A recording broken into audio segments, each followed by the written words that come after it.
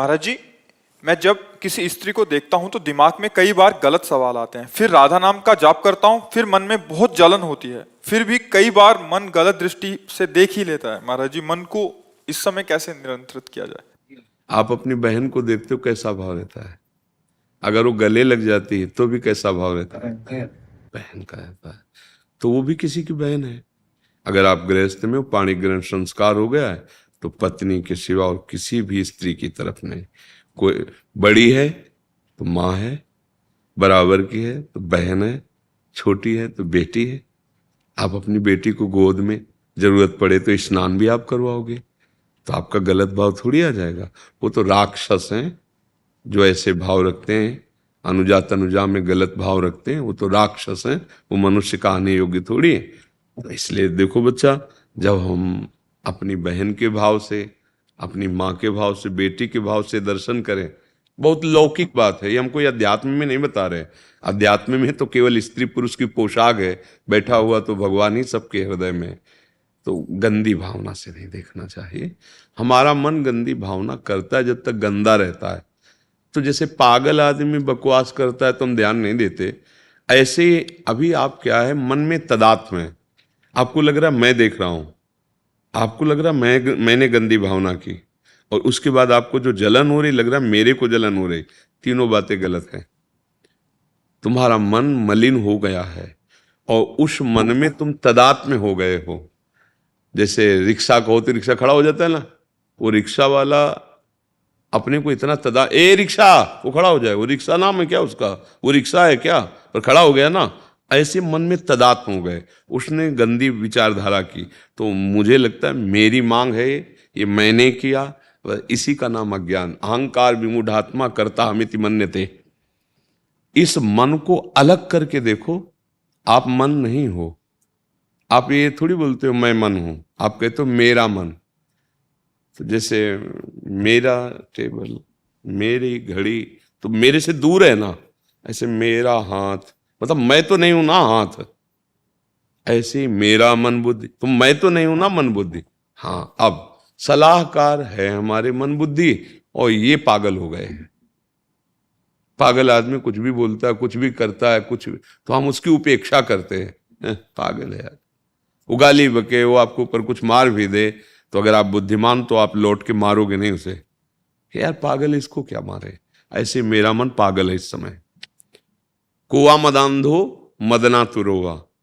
अंधों में अंधा कौन है? मदांध। कौन है? बोले जिसे काम सताता है, काम चढ़ गया है। अब वो पागल आदमी है, वो कुछ भी कर सकता है। तो मन में तदात्म होने के कारण ये दुर्दशा होती है। आप उस समय सोचिए मैं मन नहीं हूं, ये मन गंदा है इसलिए गंदी बात सोच रहा है, लेकिन ये मेरी बात नहीं। राधा राधा राधा राधा, वो बार बार घसीटेगा राधा राधा राधा राधा। अब वो जलेगा, जो आपको अनुभव में आता है, वो जल करके निष्पाप होगा। जैसे स्वर्ण जब जौहरी के हाथ में जाता है तो वो तपाता है, तपाने से उसका मल अलग हो जाता है, असली स्वर्ण अलग हो जाता है। तो मन को निर्मल करने के लिए जलन पैदा होगी। अब उस जलन को सहना होगा। अगर उस जलन को मिटाने के लिए चले तो जलन की क्या, आग में घुस जाओगे और जल जाओगे। इतनी वासना कामना प्रबल होती चली जाएगी कि फिर आप इस प्रश्न ही नहीं कर पाओगे जो आप प्रश्न कर रहे हो ना। अभी थोड़ा पवित्र है बुद्धि, तो आपको वो अवसर मिल रहा है जिससे आप ऐसी ऊंचाई पर पहुंचो कि काम क्रोध नहीं। तो पहली बात, हम ऐसी भावना करें जैसे अपने घर में करते हैं। ना कर पावे, दोष दृष्टि हो गई तो उसके चरणों की तरफ देखो, प्रणाम करो और प्रभु से प्रार्थना करो, प्रभु यद्यपि आप ही हो, सुना है ऐसा, मुझे तो नहीं दिखाई दे रहा, पर मेरी गंदी वृत्ति आपकी तरफ, गंदी भावनात, मुझे सामर्थ्य दो कि मैं इन सब रूपों में आपको देख सकूं। चरणों में प्रणाम, कुछ नहीं बिगड़ पाएगा। और अगर आपने उसको दृश्य देखकर या रूप देखकर गलत भाव, तो मलिन होता चला जाएगा मन, और इतना गंदा हो जाएगा कि फिर आप जो घटनाएं सुनते हैं, नहीं सुनते कि ऐसा हुआ, इतने लोग मिलके फिर ऐसा आग लगा दी, मार, ये राक्षस देखो कहां पहुंचा दिया। मतलब अपना बच्चा तुम्हें, अपनी बहन इतनी प्यारी लगी कि कोई देख ले तो बर्दाश्त नहीं होगा, और दूसरे बहन को ऐसे, तो फिर उन राक्षसों की दुर्गति होती, वो भी सुन लो कि क्या दुर्गति होती। तो बहुत सावधान, बहुत सावधान। इसमें मन को आप ऐसा मानकर कि ये अलग है, दृष्टा भाव इसे कहते हैं, और निरीक्षण करो। जब गलत बात कहे तो आप स्वीकृति मत करना, बस कुछ नहीं बिगाड़ पाएगा ये। आप अभी भूले हुए हो, मन में तदात्म्य हो, स्वीकृति की क्या बात, जो वो कहता वही आप मान रहे हो। नहीं, मैं बहुत गलत हूं, मैंने बहुत गलत सोचा, मैंने बहुत गलत किया, यही माया है। यद्यपि इनके द्वारा सलाह दी गई थी, आपकी केवल स्वीकृति हुई थी, इसलिए दुर्गति आपकी हो गई। और अगर आप इस बात को समझ जाएं और इसके दृष्टा बने, नहीं नहीं नहीं, जो गलत है वो नहीं। अब मन बार बार आपको प्रेरित करेगा और जलाएगा अपने को, और आप समझ रहे हैं कि मैं जल रहा हूं, मन जल रहा है, वो पवित्र होने लगे। पर इतनी ताकत है नहीं, इतनी ताकत नहीं है कि आप उस जलन को अपनी ना माने और होने दें। अच्छे अच्छे उसी जलन में डूब जाते हैं। तो बचना है तो राधा राधा राधा राधा राधा राधा, वो घसीट रहा है विषय, राधा राधा राधा, और जिस पर दृष्टि गई उसके चरणों में प्रणाम किया, राधा राधा। अगर जीत न जाना तो हमें बताना। पर मन बहुत बलवान है, अगर भोजन अशुद्ध हो गया, संग गलत हो गया, गिरा देगा, तुम्हारा नहीं चलेगा दृष्टा भाव। नाम जप और कुसंग का त्याग और आहार शुद्ध, तब जाके इस पर विजय पाई जा सकती है। आहार शुद्ध नहीं है, अशुद्ध आहार है, नहीं रुक पाओगे। कुसंग है, कुसंग से सब कुछ है, मोबाइल है, दृश्य है, बातें हैं, ऐसे साथियों का संग, फिर नहीं रुक पाओगे। आहार शुद्ध, कुसंग का त्याग और नाम जप, और विवेक पूर्वक ये देखना कि ये मन की चाल है, मेरी नहीं। नहीं नहीं, मैं ऐसा नहीं, राधा राधा राधा नहीं, राधा राधा राधा राधा। वो बार बार आपको सलाह देगा, सुखी कर दूंगा, वो उसकी सलाह में हम लोग यहीं फंस जाते हैं। बड़ा सुख मिलेगा, बड़ी मस्ती मिलेगी, बस फिर जो आगे दुख है वो जानता नहीं। वो चलता तो सुख के लिए, पर मिलती फिर फांसी है, आजीवन कारावास मिलता है। नहीं, बोले बहुत से लोग हैं कि जिनको कोई नहीं जानता और कर गए। हाँ, तो नरक में जाके जो दुर्दशा होगी ना, वहां थोड़ी किसी गवाही, वकील, घूस, किसी की जरूरत नहीं। 1 सेकंड के कम हिस्से में पूरा न्याय हो गया जीवन का। इसलिए बहुत सावधान रहो, डरो, भाव से चलो, और ऐसा भाव करो कि जैसे हमारी बहन साथ हो तो क्या। ऐसे ये किसी की बहन है, किसी की माँ है, किसी की बेटी है, ऐसे भाव रखो। भगवान की प्राप्ति के लिए भाव आवश्यक है। जननी शम जानो पर नारी, धन पराए बिस्ते बिस भारी। बहुत ही बड़ा अपराध है जिसे आज लोग मनोरंजन समझ रहे हैं, इसीलिए इस विषय पर बोलने की इच्छा नहीं होती। अब ये जो चला है ना गर्ल फ्रेंड और बॉय फ्रेंड का व्यवहार, भगवान बचावे हमारी इस नई पीढ़ी को। बहुत ये गंदी भावना है और इसमें सब कुछ नष्ट हो जाता है। उनका जीवन जो उज्जवल भविष्य, किशोर अवस्था ऊंचाई पर चढ़ने की थी, सब खाली हो जाते हैं। उनकी बुद्धि क्षीण हो जाती है, उनका बल क्षीण हो जाता है, उनके पुण्य नष्ट हो जाते हैं, उनके आचार विचार नष्ट हो जाते हैं। गए थे पढ़ने कि बहुत अच्छे विनयशील और उन्नतिशील हम बनेंगे, और गिर करके ऐसी दशा को प्राप्त हो जाते हैं। आजकल ये माना ही नहीं जाता कि अधर्म है, मनोरंजन माना जाता है। नहीं नहीं, ऐसा मनोरंजन न करो जो तुम्हारा सर्वनाश कर दे आगे आके। ये वासना, ये मन कहां पहुंचा दिया, लोक परलोक सब नष्ट कर दिया। इनकी चक्कर में मत पड़ो, यही दुर्गति करते हैं मन बुद्धि। इनको शासन में लो, शास्त्राज्ञा, सत्संग, सतवचन, नहीं नहीं नहीं, तुम्हारे दस्तखत के बिना कुछ नहीं हो सकता अंदर, ये बात समझ लेना। जब तक आप स्वीकृति नहीं देंगे, ना बुद्धि कुछ कर सकती है, ना मन कुछ कर सकता है। बस आप होश में रहे, ये गलत है तो गलत नहीं करूंगा। सब कुछ कर सकते हैं आप, नारायण बन सकते हैं, आप शिव बन सकते हैं, आप भूत बन सकते हैं, आप कुत्ता बन सकते हैं, आप नाली का कीड़ा बन सकते हैं। अब क्या बनना है वो करके दिखाओ। ये मनुष्य जन्म दिव्य बनने के लिए, तुम्हें देख के 4 लोग सुखी हो जाएं, तुम्हारे आचरण देख के तुम्हारे नगर के, तुम्हारे देश के लोग सुखी हो जाएं, ऐसा भी ये जीवन है। और गिराते चले जाओ तो इतने गंदे हो जाओगे कि लोग देख कर जलेंगे, वही है नीच, वही है। ऐसे देख, नहीं नहीं नहीं, ये मन बुद्धि की चाल कितना गिरा देती है। अगर इसे शास्त्र सम्मत और संतों की वाणी के अनुसार नहीं चलाओगे तो दुर्गति कर ही देता है।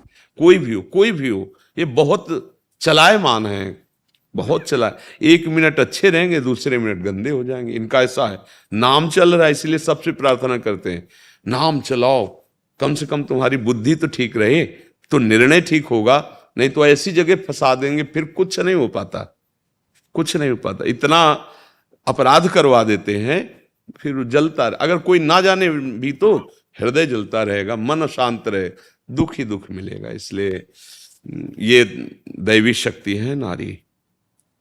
नव दुर्गा जानते हो? हाँ, वही है, दूसरी कोई नहीं है।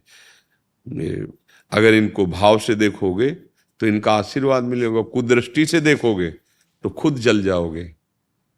रावण में कोई कमी नहीं थी, पुलस्त जी का नाती था, बहुत बड़े ब्रह्म ऋषि का। ब्रह्म ऋषि कोई साधारण नहीं, उत्तम कुल पुलस्त कर नाती। और बल ऐसा था, जहां जाके भुजा बजा देता ना, लोक के लोक उसके सामने झुक जाते थे। चलत दशानन डोलत अवनी, धरती मारता तो नाव की तरह डगमगाने लगती, ऐसा बलशाली। और विद्वान इतना बड़ा कि जहां भी रुद्राभिषेक आज भी होगा तो उसका रचा हुआ स्तोत्र गाया जाएगा। जटाटवी गलत ज्वल प्रवाह पावित स्थले गोले लंब लंबिताम भुजंग तुंग मालिका, ये उसी का रचा हुआ है। बड़ा भारी ज्ञानी, मतलब शास्त्र ज्ञानी भी था। कमी क्या थी? कमी चरित्रहीन हो गया, बस एक कमी थी उसमें, दूसरी बात नहीं थी। वो सर्वनाश हुआ चरित्रहीन होने से। एक ही जगह ने, बहुत जगह उसके जो ग्रंथों को पढ़ो तो मिलता है, वो चरित्रहीन हो गया था पराई माता बहनों की तरफ। ऐसा वो अपने बड़े भ्राता कुबेर के लड़के की बहू के साथ ही ऐसा गलत व्यवहार कर दिया। तब भगवान ब्रह्मा जी ने कहा था, आज के बाद जब तुम कहीं ऐसा बिना उसकी रुचि के अनुसार, तो तुम्हारी खोपड़ी फट जाएगी, उसी समय तुम नष्ट हो जाओगे। बहुत मारा गया कुल सहित, कोई पिंडदान देने वाला नहीं बचा रावण के। मंदोदरी खुद कह रही, राम विमुख हाल तुम्हारा रहा न को कुल, केवल चरित्रहीन होने पर। हाँ, हम लोग राम चरित्र गाते हैं, भारतीय है, धर्म के मार्ग पे चलने वाला ये देश है। भले पीछे वाले देशों की बातें अनुकरण कर रहे हो, लेकिन पीछे वाले हमारी बातें अनुकरण कर रहे हैं, और हम लोग अपने महामहिम धर्म को छोड़कर इधर उधर भटक रहे हैं। तो ये बात पक्की समझ लो कि जो चरित्रहीन है वो कभी सुखी नहीं रह सकता, चाहे जहां चाहे जो कुछ। पक्का रावण सुखी नहीं रह पाया, जलने लगा। और देखो, पूरी लंका जल गई और उसके संग के कारण सब परिवार मारा गया।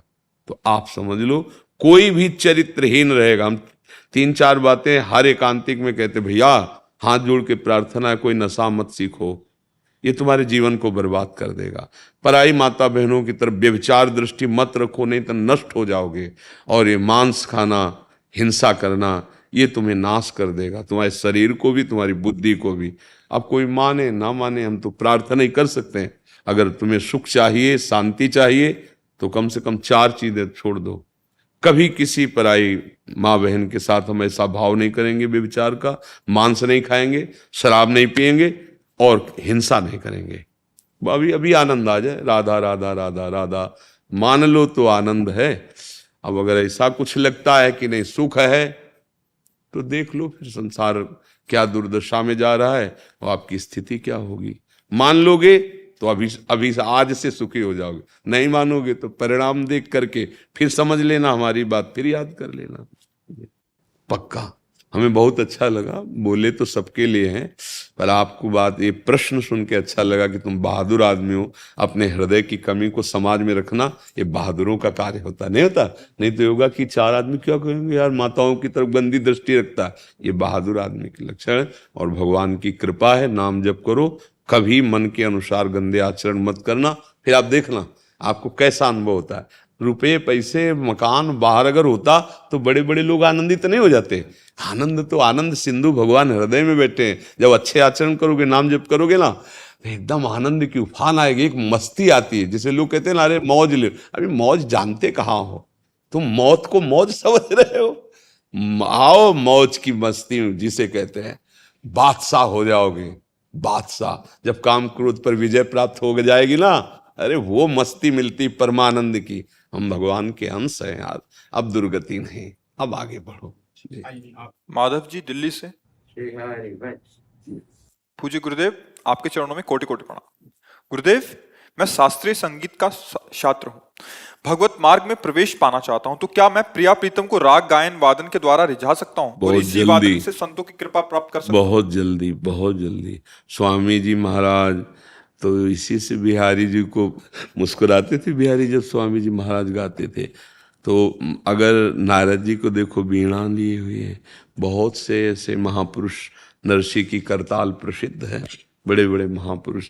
प्रभु के लिए जो संगीत बजता है वो भजन बन जाता है, और विषयी पुरुषों को आह्लादित करने के लिए जो बनता है वो बंधन कारक है।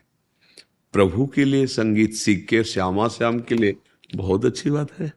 हाँ, स्वामी जी के पद गाओ, बड़े बड़े महापुरुषों के पद, और संगीत में उन्हीं पदों को गा के सुनाओ, बिहारी बिहारी मुस्कुरा देंगे।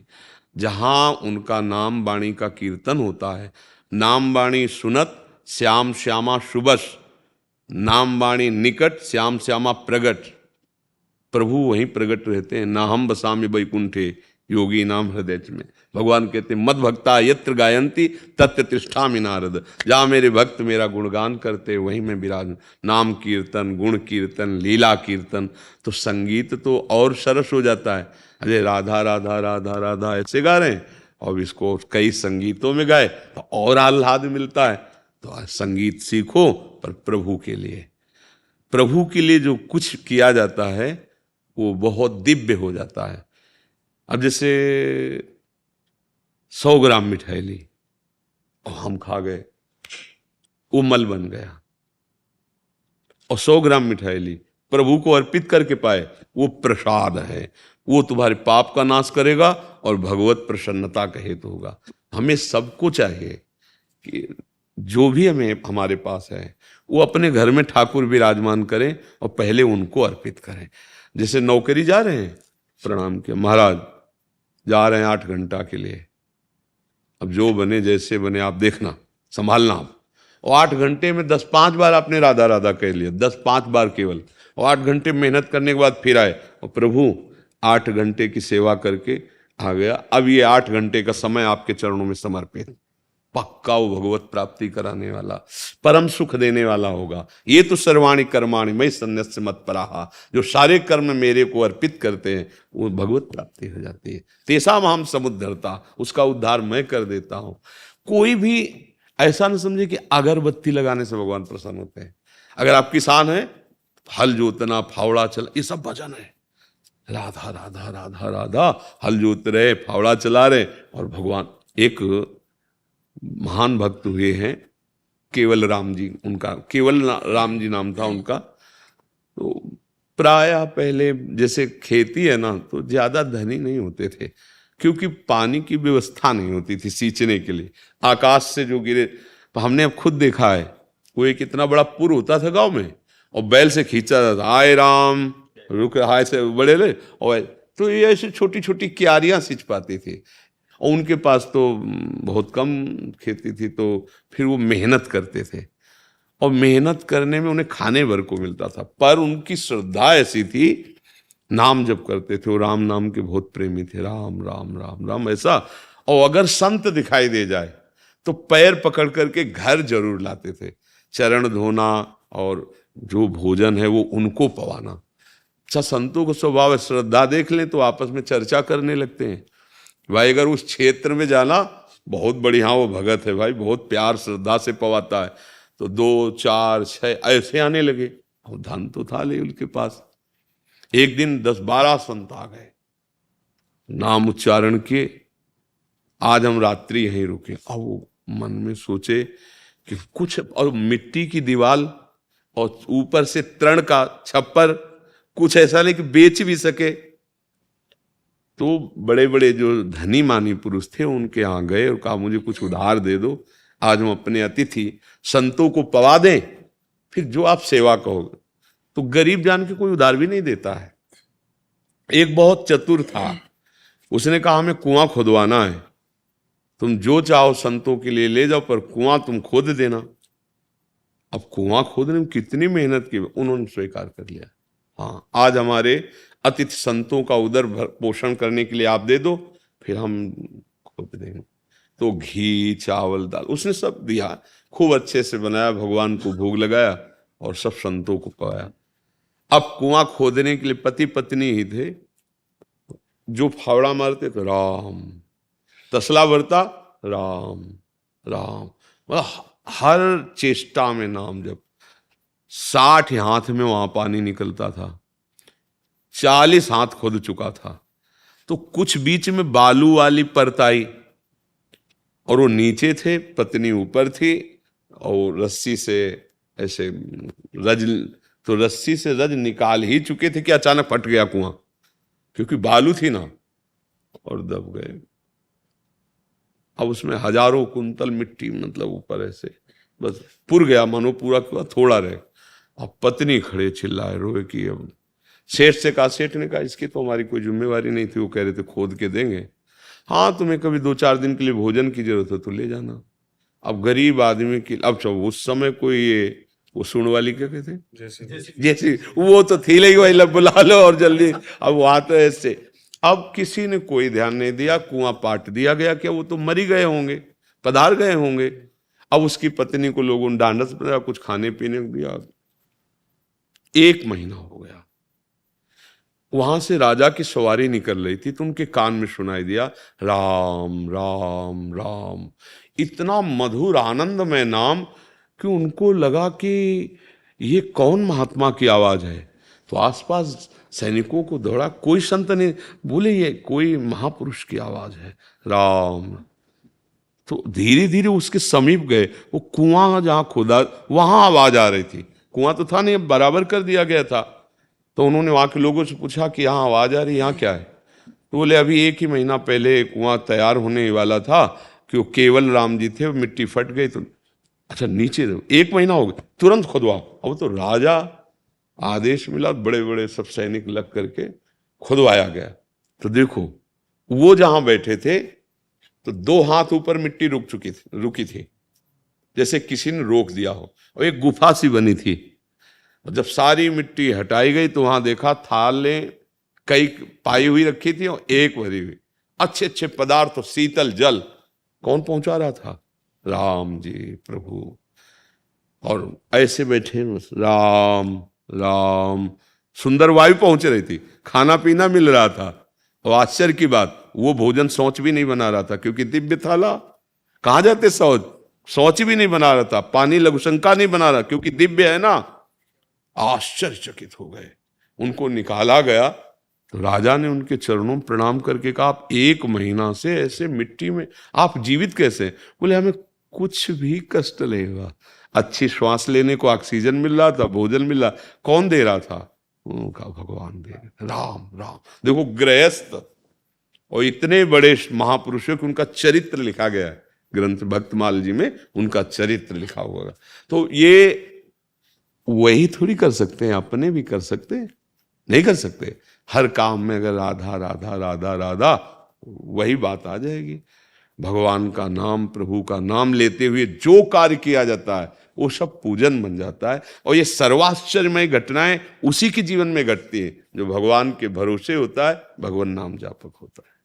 जीवन में हम सब एक बात चाहते हैं कि हम सुखी हो जाएं और प्रसन्न रहें।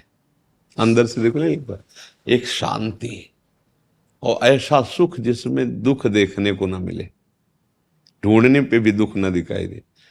पर करते हम सब सुख के लिए, लेकिन ना तो शांति है और ना वास्तविक प्रसन्नता है। आप देखो, पद भी है, संपत्ति भी है, जो चाहा संसार का लगभग लगभग उतना मिल भी गया, लेकिन ना चाह मिटी, ना शांति मिली, ना ऐसा सुख मिला जिसमें दुख ना हो, ना अखंड प्रसन्नता मिली। इसका मतलब है कि हमारी चाह यहां से पूर्ण नहीं होने वाली, पक्का।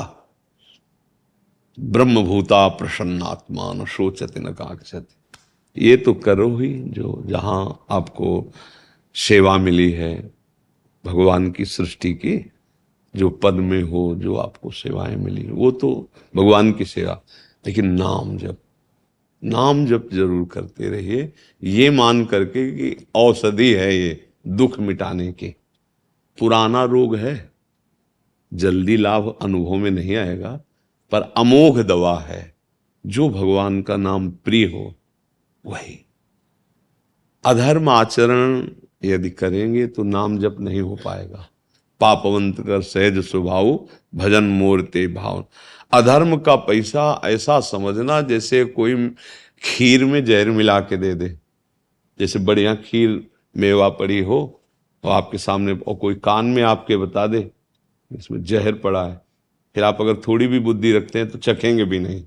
ऐसे ही हम तुम्हें शास्त्र और संत और भगवत प्राप्त महात्माओं की बात कहते हैं। अधर्म का धन खीर की तरह प्रिय लगता है कि हमको सुख मिलेगा भोग सामग्री एकत्रित करके, लेकिन वो मीठा ऐसा जहर है जो ना आपको सुख मिलेगा ना आपके परिवार को, परिणाम में क्लेश और दुख। तो धर्म पूर्वक आचरण करते हुए प्रभु का नाम जप करते, क्योंकि कहीं ना कहीं कृपा तो है ही ना, प्रभु ने मानो दे दिए, ये सेवाएं दी, पद दिए, तो अब इतने में हम संतुष्ट ना हो जाए, हम इससे ऊपर भी उठें। ऊपर भी है तो नाम जप, अधर्म के धन का त्याग, और जो पद मिला है उसे भारत की सरकार के द्वारा जो मिला है ना, वो सेवा, भगवान की सेवा। जैसे आपके वचनों से जो वकील पद होते हैं, उनके वचनों से बहुत बड़ा जो धर्म में चलने वाला है उसका बचाव हो सकता है, अधर्म में चलने वाले को दंड मिलकर पवित्रता हो सकती है। अगर हम कहीं धर्म को छोड़ दें तो उल्टा हो सकता है, अधर्मी छूट सकता है और धर्मात्मा को फांसी हो सकती है। नहीं हो सकती, क्योंकि प्रमाण और सूत्र हम जैसे पेश करेंगे वैसे ही न्याय होगा। बस यहां सावधानी रख ली, वो देख रहा है, कोई जगह ऐसी नहीं जहां उसकी दृष्टि ना हो, हम उसको देख कर बात करें। कहीं भी हो ये न समझना कि आप अकेले हैं, एकांत में है, वो बैठा है जो सबको देखता है। कोई ऐसी जगह नहीं जहां वो कहा उसको, कहां जहां प्रभु नहीं। वो जब देख रहा तो किससे डरने की बात है, वो तो जिससे डरना चाहिए वो तो देख रहा है कि हम गलत कर रहे हैं। फाइनल वो करेगा, फिर हम कभी सुखी नहीं हो पाएंगे, अशांत रहेंगे, ग्लानि युक्त रहेगी। अगर किसी भी धर्मात्मा को कष्ट पहुंच जाए तो वो वापस हमारे ब्याज सहित बहुत कष्ट देता है। बस यही संबोधन करने के लिए धर्म से चलना, नाम जप करना, और ये विचार करते रहना कि हमारे द्वारा हमारा परिवार, हमारी समाज जो पद मिला कहीं त्रुटि ना हो जाए। बस यही साधना हो जाएगी, यही भगवत प्राप्ति कराने वाली बन जाएगी। रेणु जी, गुरुदेव राधे राधे, आपके चरणों में कोटि कोटि प्रणाम। महाराज जी, आपकी कृपा से हमें राधा नाम मिला। राधा नाम ने जीवन में खुशियां भर दी। माता पिता होने के नाते थोड़ा रुकना, फिर आगे प्रश्न। किसका प्रश्न है? हाँ, खुशियों को केवल राधा नाम की कृपा मत समझ लेना, क्योंकि दिन है तो रात्रि आती ही है, और रात्रि है तो दिन आता ही है। ऐसे सुख और दुख ये प्रारब्ध के अधीन है। नाम जापक सुख और दुख को समान भाव से सहता हुआ अध्यात्म की दिव्यता की ऊंचाई पर पहुंचता है। अगर आपने भगवान की कृपा या राधा नाम का फल मानी हुई अनुकूलता, की हुई कामना की पूर्ति, तो फिर जब प्रतिकूल विधान होगा तो तुम्हारी श्रद्धा हट जाएगी, तुम्हारी आस्तिकता की नींव हिल जाएगी कि अब शायद राधा नाम का वो प्रभाव नहीं पड़ रहा है। इसलिए हम प्रार्थना करते हैं कि अनुकूलता, कामना की पूर्ति शक्ति है। सुख और दुख पूर्व से निर्धारित हैं, समय समय पर वो प्रकाशित होते रहेंगे, चाहे आप दुरात्मा हो और चाहे महात्मा हो। इस शरीर को बनाने के समय पहले 2 विभाग करके डाल दिए गए। इतने वर्ष में ये घटना घटेगी, ये दुख मिलेगा। इतने वर्ष में इतने समय तक ऐसी परिस्थिति उच्च कोटि की बन जाएगी कि आपको सुख मिलेगा, ऐसे व्यक्ति मिल जाएंगे, ऐसी वस्तु मिल जाएगी, ऐसा भाव बन जाएगा। ये दुख और सुख हमारे भजन का फल नहीं है, भजन का फल है दुख और सुख में समान भाव रखते हुए भगवान के मार्ग में चलना। इसलिए हम पहले आपसे प्रार्थना करते हैं कि कभी ऐसी दुखद या विपत्ति की परिस्थिति आवे तो तुम्हारा नाम प्रेम कम नहीं होना चाहिए, तुम्हारा भगवद आश्रय कम नहीं होना चाहिए। बड़े बड़े महापुरुषों के चरित्र पढ़कर देख लीजिए, दुख विपत्ति प्रतिकूलता अनुकूलता सुख संपत्ति दोनों में भगवान की दुलार और कृपा को देखते रहे। अगर हम केवल अनुकूलता में और कामना की पूर्ति में ही अपने भजन का फल मानेंगे या भजन की सिद्धि मानेंगे तो धोखा हो जाएगा, क्योंकि सब दिन होत न एक समान, एक जैसा सब नहीं रहता। भगवान भी यहां उतार लिए हैं तो देखो, अयोध्या से बारात सज के जाती है, उधर भगवान धनुष भंग करते हैं, त्रिभुवन में विजय मिलती है। महाराज विदेह राजज्ञानियों के गुरु जनक जी भगवान का चरण प्रक्षालन करके जानकी जी का पाणी ग्रहण संस्कार करवाते। ऐसा अद्भुत सुख। फिर चक्रवर्ती सम्राट के महल में अद्भुत उत्सव। इसी उत्सव में भावना बनती कि युवराज पद दे दिया जाए प्रभु को। शाम के ये निर्णय करते हैं सुमंत्र जी से मिल करके कि मेरा राम अब योग्य हो गया है, अब मैं इसे जो अभी तक युवराज भाव में, अब चक्रवर्ती सम्राट पद के लिए यही है। ये बात फैलती है, मंथरा की बुद्धि बदलती है, कैकेयी जी के हृदय में 2 वरदान की इच्छा होती है, 14 वर्ष का वनवास। अब आप विचार करो, जहां राजा राम बनने वाले हैं, इतना सुख कि समुद्र की भांति जैसे लहरें आ रही ना बड़ी बड़ी, ऐसे सुख की लहरें अयोध्या में। अभी तो राम लक्ष्मण भरत शत्रुघ्न, अब इनकी परम दिव्य आत्मस्वरूप देवियां भी विराजमान हो गई आकर के, सब सुखी सब आनंद। अचानक ऐसी घटना घटी, सुबह भगवान राम का वनवास, तापस वेश विशेष उदासी 14 वर्ष राम। सबके प्राण भगवान श्री राम थे। अब वो जिनको प्रेम है वो जानते कैसे जिएंगे। भाग पड़ी अयोध्या के सब नर नारी बाल भगवान के लिए, हम आपके बिना नहीं जी सकते। सिया राम लखन जी मानो प्राण निकल गए। भगवान रात्रि में कि इनको दुख पड़ेगा, छुप के ऐसे रथ चलवाए कि कोई जान ही नहीं पाया चिन्ह। सब फिर अयोध्या में 14 वर्ष तक भारी रुदन और कष्ट पूर्वक ऐसे। देखो कहाँ ये सुख और कहाँ एकदम भयानक इतना दुख। जब भगवान के अवतार में ऐसा हो सकता है तो हम लोग तो मनुष्य हैं, हम तो भगवान का भजन करने वाले हैं, वो तो भगवान हैं। तो इस लोक का क्रम ऐसा है कि कभी बहुत बड़ा सुख तो कभी बड़ा भयानक दुख, लेकिन नाम जापक दुख और सुख में समान रहता है। जैसे हमारे भगवान, राज तिलक होना है और मिल गया 14 वर्ष का वनवास, तो भगवान वैसे ही प्रसन्न थे, उदास नहीं हुए। जिसमें हमारे पिता को वो सुख मिले, अगर वो माता को वचन दिए हैं तो मेरे लिए अयोध्या ने बन ही परम सुखदायी। नंगे पैर भगवान 14 वर्ष घोर कंकरीली पथरीली कांटों से युक्त भूमियों में विचरण कर सम रहे ना, प्रसन्न रहे।